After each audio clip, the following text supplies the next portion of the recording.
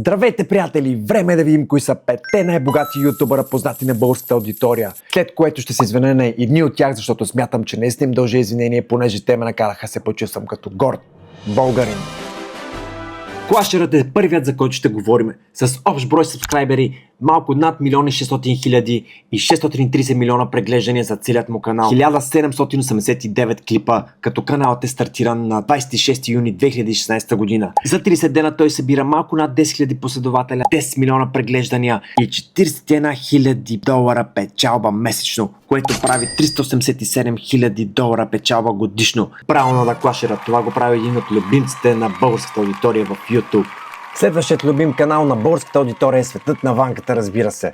С малко над 1 170 000 последователя, общ брой гледания 764 милиона за 886 клипа.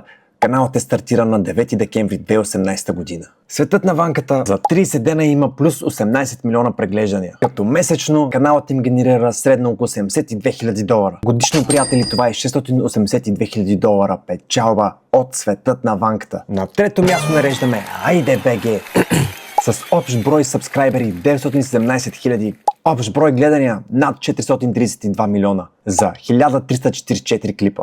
Каналът стартира на 2 март 2017 година. Последните 30 дена каналът им събира 4 милиона и 300 хиляди преглеждания, като месечното им извлечение е средно около 17 000 долара печалба, което годишно е 187 000 долара печалба. Може ли да си представите? Доста по-ниско от това на Клашера и от Светът на Ванката, но все пак за моя джоб това са страшно много пари. И любимецът на много българи Цанов напред и нагоре с общ брой последователи 693 хиляди. Общ брой гледания 129 милиона само за 252 клипа. Каналът стартира преди 6 години на 17 май 2020 година. За 30 дена Цанов има 1,5 милиона преглеждания, като месечното му извлечение е около 6100 долара.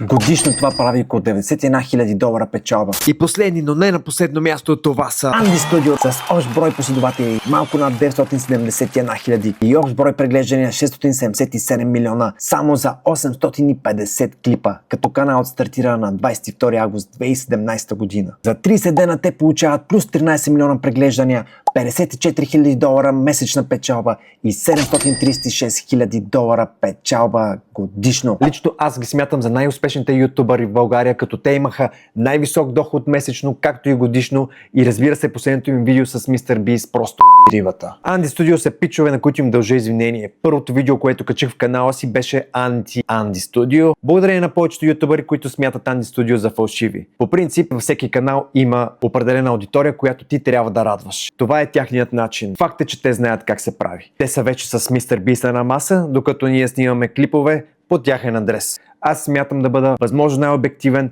и това, че Анди Студио постигнаха такива резултати с канала си, за мен е гордост, че те са българи.